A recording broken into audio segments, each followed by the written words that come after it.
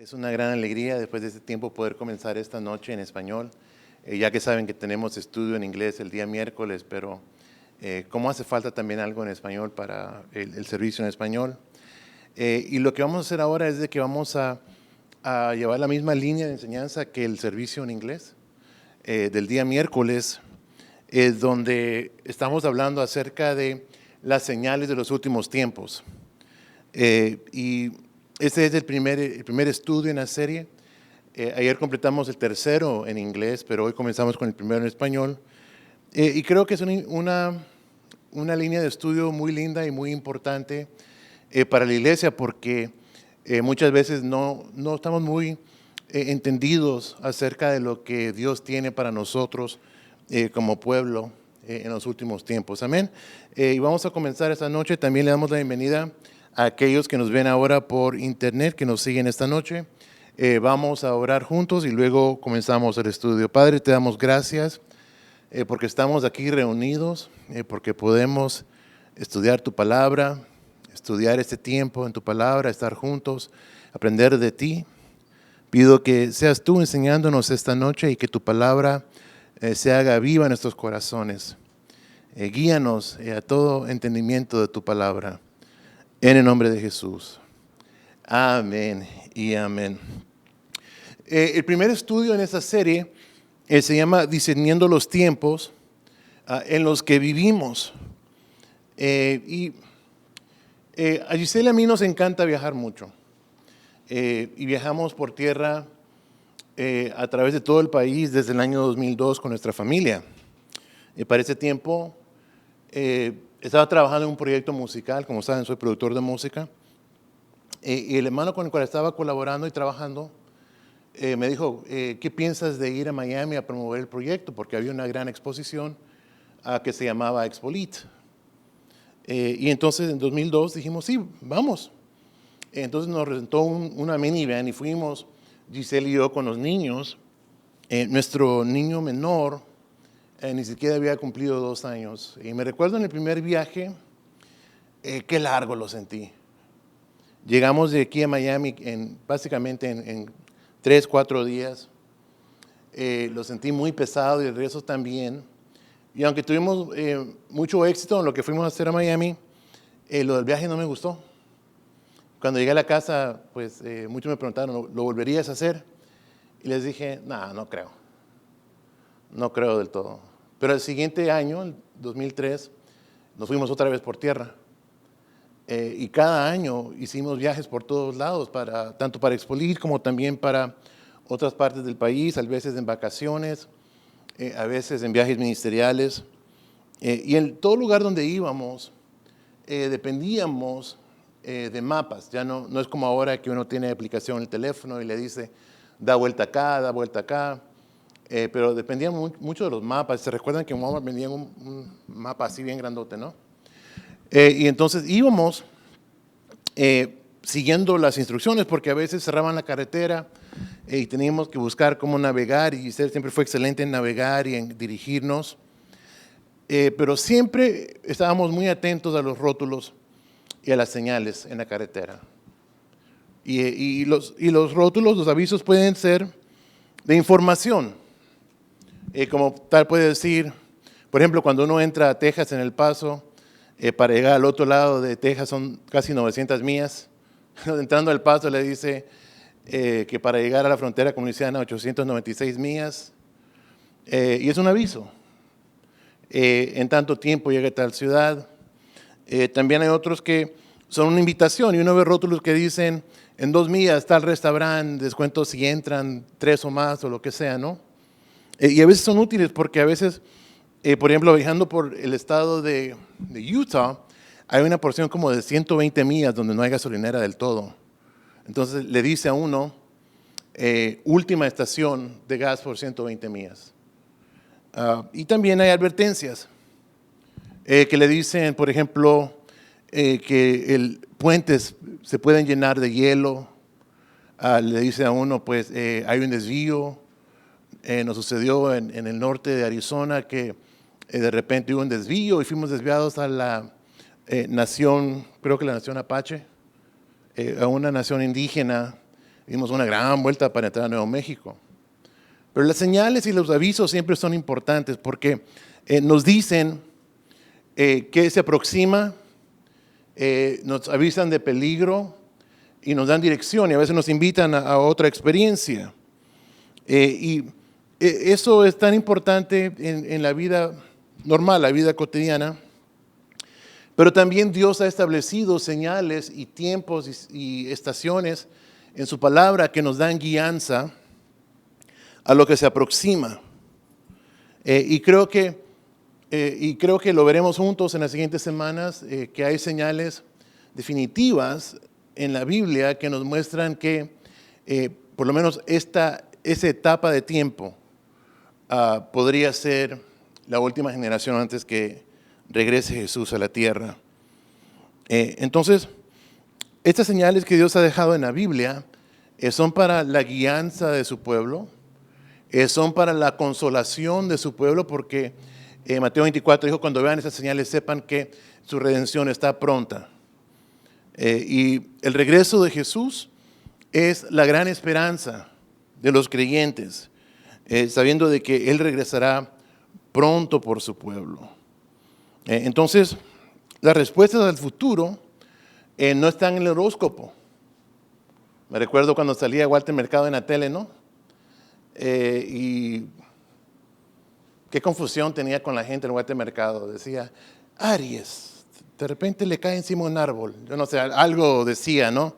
Pero todo eso es brujería, no es real, no tiene poder real predictivo. Y son generalizaciones que se usan para estafar a la gente. Pero Dios no es así. La Biblia habla con autoridad cientos y aún miles de años antes que sucedan las cosas. Y solamente Dios puede hacer eso, quien conoce el comienzo de algo y lo distingue del fin. Dice, en tal tiempo vendrá tal persona. Vinieron reyes de otras naciones a Israel a llevarlos cautivo y por nombre el líder que los iba a llevar.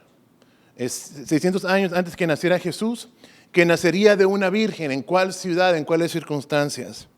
Y en Mateo 13, Jesús, hablando con los discípulos, les dice, a ustedes se les ha concedido conocer los secretos del reino de los cielos. Y aquí Jesús dice, se les ha dado a conocer.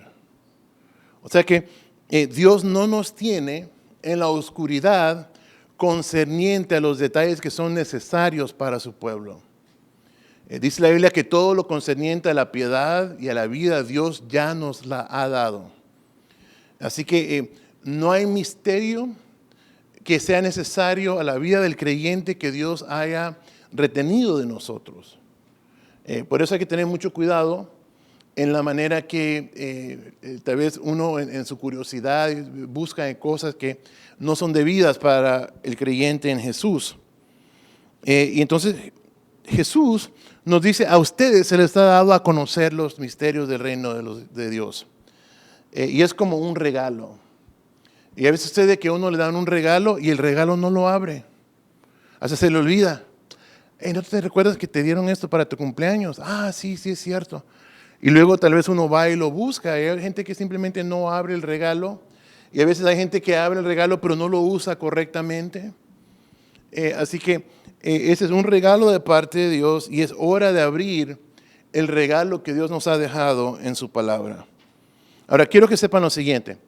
Toda la Biblia habla acerca de tiempos futuros. Desde el inicio, desde el comienzo. Incluso se ve en el Nuevo Testamento, en el primer sermón que predica Pedro, que cita a Joel, hablando acerca de la venida del Señor. Así que toda la Biblia habla acerca de tiempos futuros y la realidad que se cumple lo que la Biblia ha dicho, nos da a entender que la Biblia es un documento escrito sobrenaturalmente, inspirado por nuestro Dios, usando a gente muy común para decir las palabras que él tenía en su corazón que usted y yo tendríamos que tener. Así que y cuando hablamos de inspiración, no es como usted y yo tal vez lo conozcamos en el término cotidiano, que de repente nos entra como una energía, como una alegría, ay, tengo una idea de hacer algo. No, literalmente la palabra significa que Dios le ha dado por su respiro vida a algo. ha inhalado su vida y su espíritu en sus palabras, las cuales están en toda la Biblia. Y por ejemplo, en el libro, la cita donde hablábamos ahorita, esto es en Hechos 2. Ahora quiero que veamos esta lección en la pantalla, que si está tomando notas lo puede anotar. Y es de que no debemos estar confundidos ni ser apáticos acerca de las profecías bíblicas. Incluso en esta generación es asombroso que los creyentes y las iglesias modernas ahora ya no esperan el regreso de Cristo. Por casi 2000 años la iglesia ha esperado, anhelado el regreso de Cristo, y ahora esta generación dicen que eso ya sucedió históricamente. Algunos dicen que no tenemos que preocuparnos de eso porque son simplemente alegorías, cosas que nos dan a entender hechos acerca de Dios, pero eso no es así. Y en 2 de Timoteo, Pablo le escribe a Timoteo y le dice: porque vendrán tiempos en que no se soportará la auténtica enseñanza. Otra versión dice la enseñanza sana o la sana doctrina, sino que para halagar al oído, quienes escuchan se rodearán de maestros a la medida de sus propios antojos. Se apartarán de la verdad y darán crédito a los mitos. Esto describe a esta generación presente, la cual encuentra lo que la Biblia enseña como ofensivo, lo cual exalta tonterías y cosas que son totalmente sin ningún sentido y lo exaltan como una verdad. Por ejemplo, lo citan como una verdad que un hombre puede engendrar vida y dar a luz a un niño. Los hombres no se embarazan, no tienen el equipo para hacer eso. Hablan de 70, 80 géneros. Hablan de tantas cosas que no tienen ningún sentido, ni científico y mucho menos bíblico. Y esta generación ha abrazado eso y hay todo un crecimiento de iglesias que ahora afirman eso. Y el no serlo lo ven como una tortura o algún tipo de crueldad hacia la gente, cuando la mayor crueldad es esconderle la verdad a alguien. Pero actuamos en amor cuando les hablamos con la verdad, con mansedumbre. No es necesario ofender, pero sí necesitamos hablar la verdad para que sepan, para que escuchen, para que Dios despierte algo en ellos, para que ellos puedan creer que la Biblia es verdad, que Dios es verdad, que lo que Él dice es la verdad, y que Dios tiene un plan maravilloso para sus vidas. El no hablarle a la gente con mansedumbre y con amor actualmente para mí es un acto cruel que mantiene a la gente en condenación. Y aquí Pablo habla acerca de eso y dice que vendrán gente que no tendrán tolerancia para escuchar no quieren escuchar acerca del infierno, no quieren escuchar de Dios.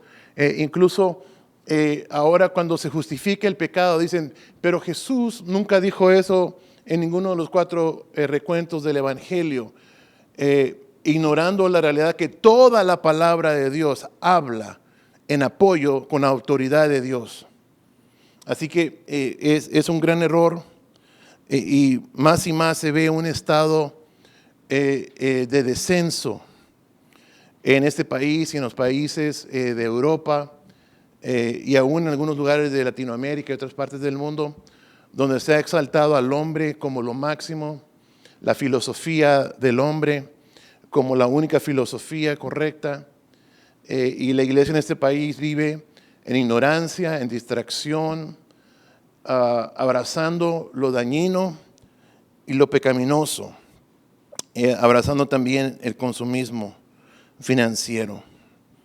Y eso me hace a mí pensar que el estado espiritual de la iglesia en este país está en un lugar, o en el peor lugar espiritualmente desde que se fundó este país.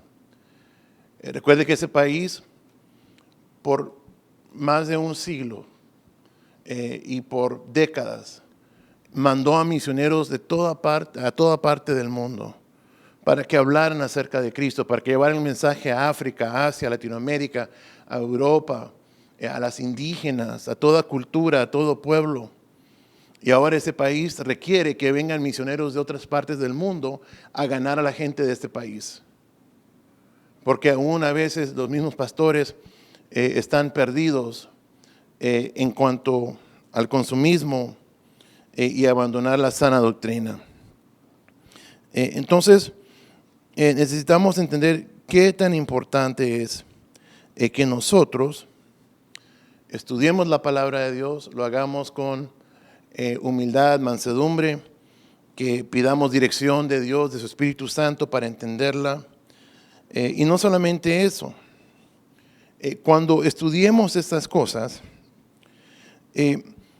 anhelemos interpretar las cosas de manera sana. Hay una manera sana y correcta de interpretar la Biblia y a veces podemos leer una parte donde dice algo, pero no estamos tomando en cuenta el consejo de toda la palabra de Dios, que es lo que enseña, por ejemplo, Daniel en referencia a las cosas que se hablan en el libro de Apocalipsis, que es lo que enseña Jesús.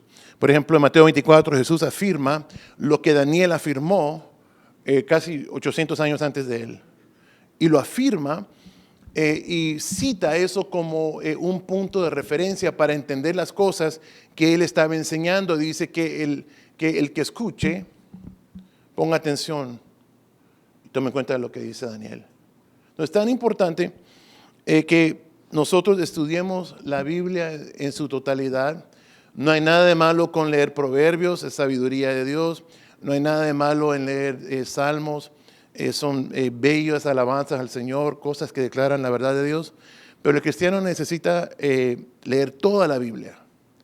Leer lo que dice el Antiguo Testamento, el Nuevo Testamento, las palabras de Jesús, para tener un mejor contexto a las cosas que leemos y para que podamos tener una sana interpretación. Cuando uno va al colegio bíblico, se le enseña en la clase de hermenéutica, la primera regla es de que la Biblia es suficiente para interpretarse ella misma. O sea que leemos una parte y luego usted puede comprarse una Biblia de estudio y le da versículos en contexto, otras referencias que están asociadas, y así uno puede tener una mejor idea de lo que estamos leyendo ahí mismo. Okay, muy bien. Entonces, esta noche vamos a comenzar con lo que he llamado la primera verdad fundamental o fundacional sobre el futuro. Si queremos saber lo que Dios tiene para este mundo y qué es lo que se aproxima, ese es el primer fundamento. Es de que Jesús regresará de nuevo a la tierra. La Biblia afirma claramente que Jesús regresará. Y en Mateo 24, Jesús dice en el versículo 30 y 31, y entonces por fin aparecerán en los cielos la señal del Hijo del Hombre, o que el Hijo del Hombre viene. Y habrá un profundo lamento entre todos los pueblos de la tierra. Verán al Hijo del Hombre venir en las nubes del cielo con poder y gran gloria. Enviará a sus ángeles con un potente toque de trompeta y reunirá a los elegidos de todas las partes del mundo, desde los extremos más lejanos de la tierra y del cielo. Un tema central de la Biblia es el regreso de Jesús. Todo concerniente a Jesús es lo central de la Biblia, desde el inicio. Profetizado, por ejemplo, cuando Dios condena a la serpiente y le dice que la semilla de la mujer le aplastará la cabeza, pero él le morderá el tobillo, profetizando aún de la manera que Cristo moriría en la cruz, que aquí en el tobillo fue donde entra el clavo para sostener su peso. Y todo esto, aún Moisés hablando de eso, habla acerca de un profeta que Dios levantaría.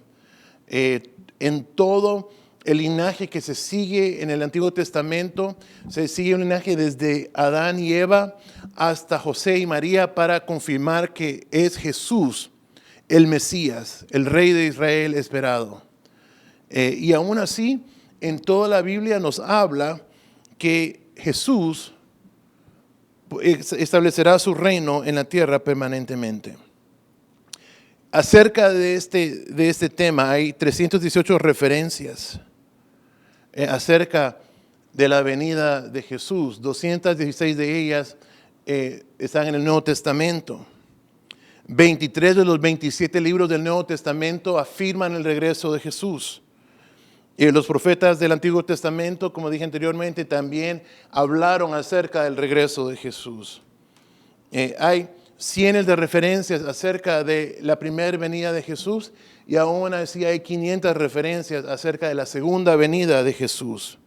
Eso quiere decir que si estamos seguros que Cristo vino y confirmó esas cientos de profecías, podemos estar aún más seguros que Él regresará. Entonces, en este primer estudio lo que vamos es a poner una fundación acerca de lo que el regreso de Jesús significa. Y lo que vamos a hacer es comenzar simplemente describiendo lo que no es. En primer lugar, no es la muerte. ¿Está anotando? Por favor, anote eso. El regreso de Jesús no es la muerte del creyente. He escuchado a personas, creyentes evangélicos, al igual que creyentes católicos, sacerdotes católicos, hablar del regreso de Jesús en un funeral. Dice, Jesús ya regresó por él. Y predican eso como que fuera la confirmación de que a la muerte del creyente y cuando ese creyente va ahora a la eternidad, que eso es el cumplimiento de eso, pero eso no es lo que es el regreso de Jesús. Y en 1 Tesalonicenses 4, 16 al 17, la Biblia dice, el Señor mismo descenderá del cielo con voz de mando, con voz de arcángel y con trompeta de Dios. Y los muertos en Cristo resucitarán primero. Luego los que estemos vivos, los que hayamos quedado, seremos arrebatados junto con ellos en las nubes para encontrarnos con el Señor en el aire. Y así estaremos con el Señor para siempre. En ninguna parte de ahí se habla que cuando el creyente fallece y va al cielo, que ese es el cumplimiento del regreso de Jesús. El regreso de Jesús, Pablo lo describe y dice en otra porción de Tesalonicenses, dice que no quiero que malentiendan o que estén confundidos. Y él explica aquí que el Señor mismo descenderá del cielo y que resucitará a los muertos. Y que juntamente con los que resucitan, aquellos de nosotros que estamos vivos, seremos juntamente arrebatados y llevados con Cristo. Ahora, hay mucha gente que dice, por ejemplo, el rapto no es bíblico, que no es lo que enseñó los apóstoles, lo que enseñó Jesús. Pero eso es verdaderamente un malentendido en cuanto a la palabra que se usa. Pero aquí se nos habla acerca de ser llevados y arrebatados. Y tanto en 1 y en 2 Tesalonicenses, Pablo toma el tiempo para clarificar esto.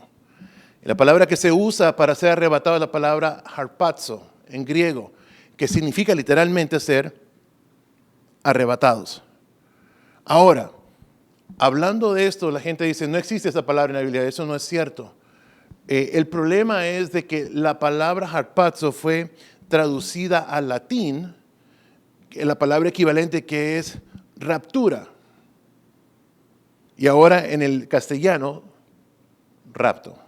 En inglés, rapture. Entonces, cuando hablamos del hecho de lo que sucederá, estamos usando una palabra latina. Y la Biblia no fue escrita en latín.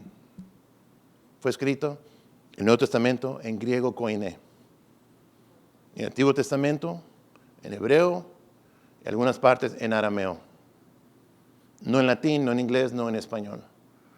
Así que nuestra referencia no es el nombre que se le ha dado para explicar el acto, sino que nuestra referencia es la Biblia. y se nos dice que Cristo volverá por su iglesia y aquellos que han muerto serán revividos y juntamente, los que están vivos, seremos juntamente llevados, arrebatados y seremos transformados e iremos con el Señor y estaremos con Él por toda la eternidad.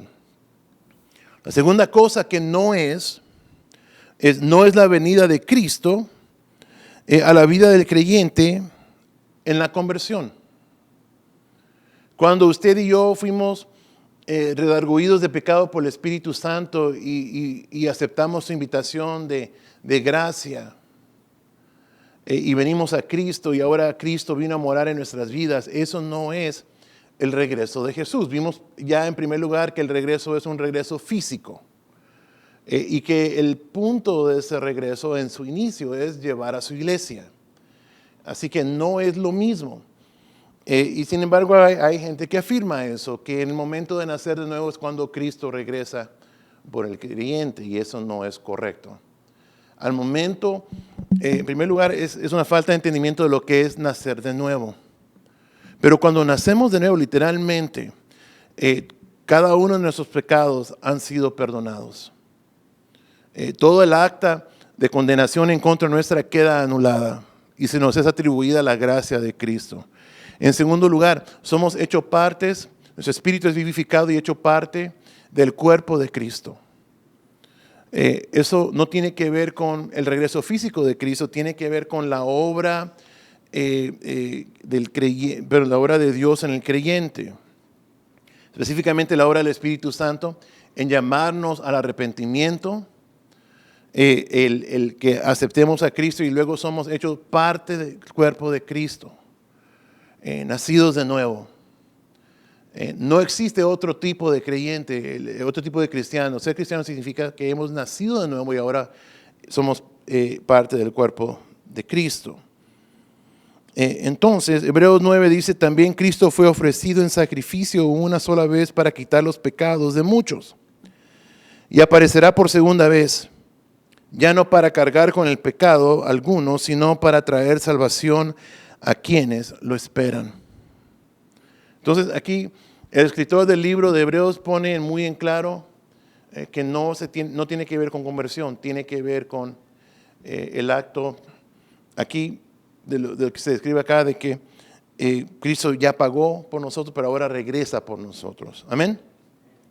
Entonces hablemos en estos últimos momentos acerca de lo que sí es el regreso de Cristo. Entonces, número 1, es el regreso personal, físico y visible de Jesús para gobernar sobre la tierra.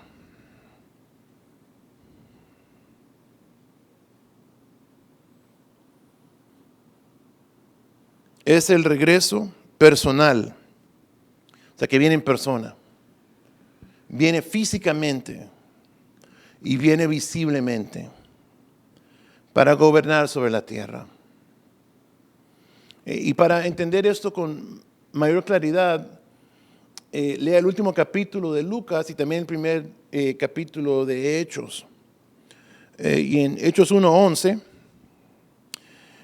se nos describe lo que comienza en el libro de Lucas. Y dice aquí que Lucas explica que una vez que Jesús resucitó, fue a los discípulos y les enseñó.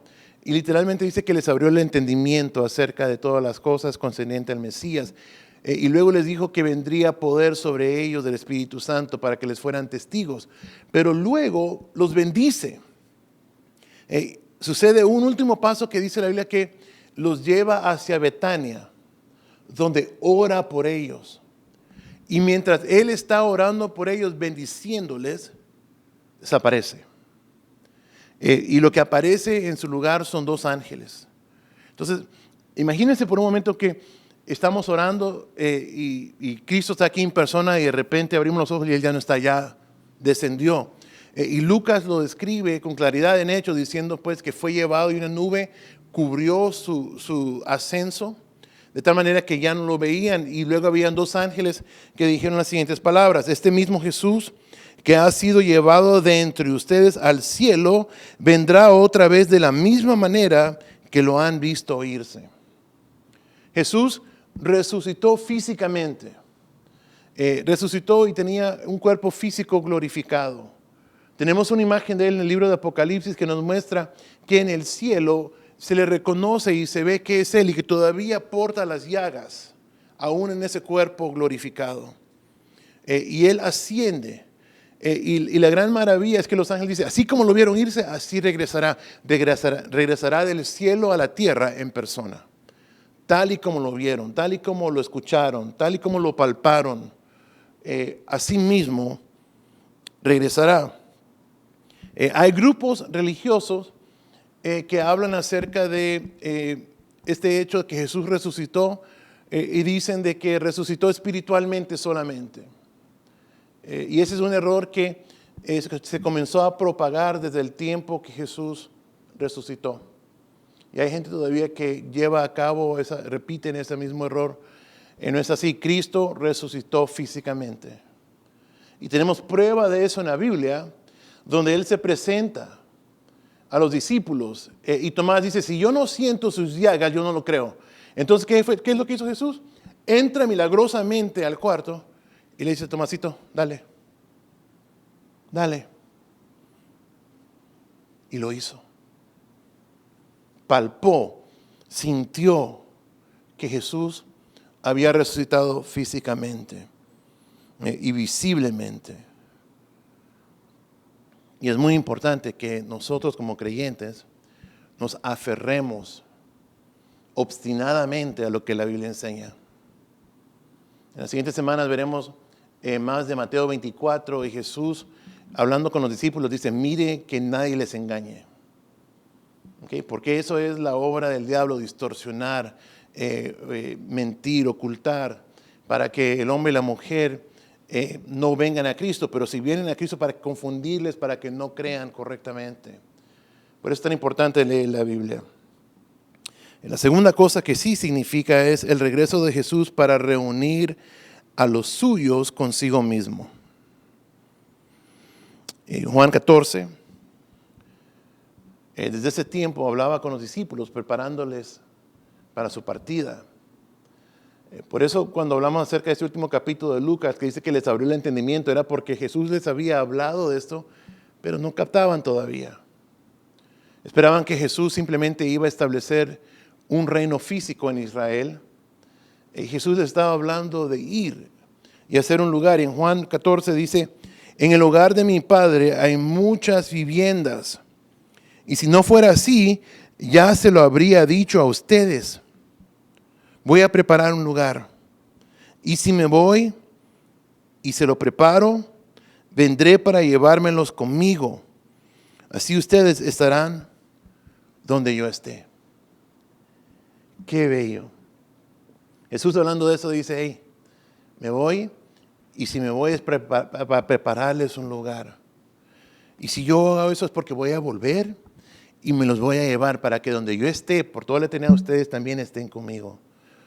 Quiero que piense de que no le ha tomado a Jesús 2000 años edificar en nuestras viviendas celestiales, pero nos dice Pedro que Él es paciente, dando tiempo a que todos se arrepientan. Y ha sido tan paciente con nosotros. Imagínense, yo nací en el año 73, imagínense si le hubiera llegado en el 72, o el año antes que tal vez usted nació, y qué hubiera sido de nosotros. Pero Él ha tenido misericordia, ha sido paciente, pero el tiempo se aproxima a como lo podemos ver. Entonces, el objetivo final es detenernos con Él por toda la eternidad. Recuerde usted que en el libro que Génesis nos explica que en el jardín, Adán, el Hijo de Dios, rompió su comunión con su Padre. Pero Dios nunca se dio por vencido con su familia. Quiero que piensen eso. Sino que Él deseaba que su familia fuera otra vez unificada a Él, que fuéramos perdonados, que fuéramos restaurados y que nosotros pudiéramos ser restaurados en todas las áreas que Adán falló.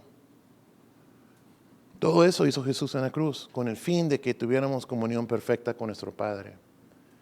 Y así será. Volverá por nosotros para que lo que ahora vemos por los ojos de la fe, lo veamos con los ojos de verdad y estaremos con Él por todo el tiempo. Entonces,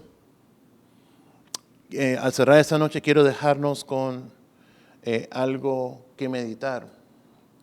Y es esta, que la pregunta no es si Jesús regresará.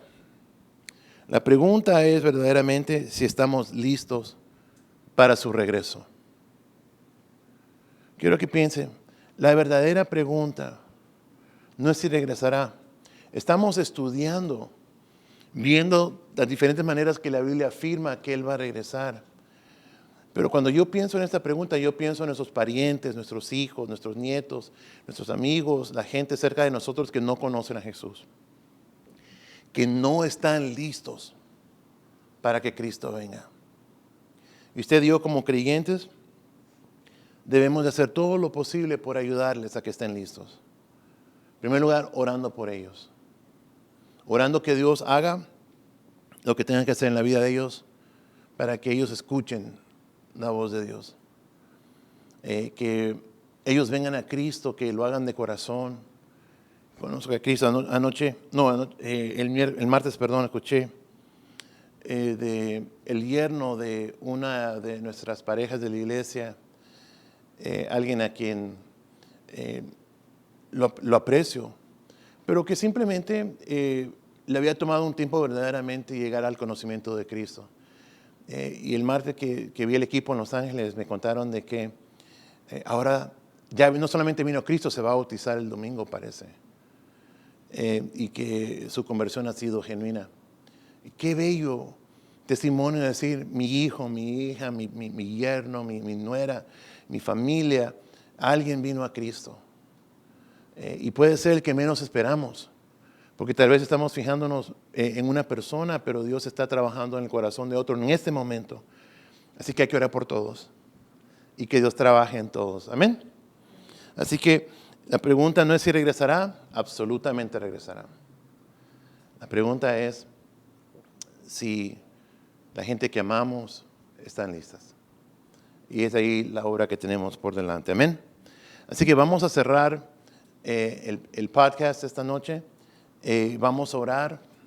Y luego al cerrar el tiempo en línea, si alguien tiene un comentario, una pregunta, me encantaría que se abra un diálogo. Señor, te damos gracias por tu palabra que nos muestra la verdad de tu regreso. Te pedimos, Señor, de que al estudiar tu palabra y al enseñarla, que muchos sean tocados por tu mensaje, Señor. Que aquel que no conoce a Cristo todavía en nuestras familias llegue a Cristo. Así que te pedimos que tú hagas todo lo que tengas que hacer en la vida de ellos para que ellos puedan oír tu voz, que sus ojos sean abiertos y que ellos puedan proceder a una relación contigo. Te damos gracias porque tú nos amas y porque regresarás por nosotros. Esperamos pronto. En el nombre de Jesús.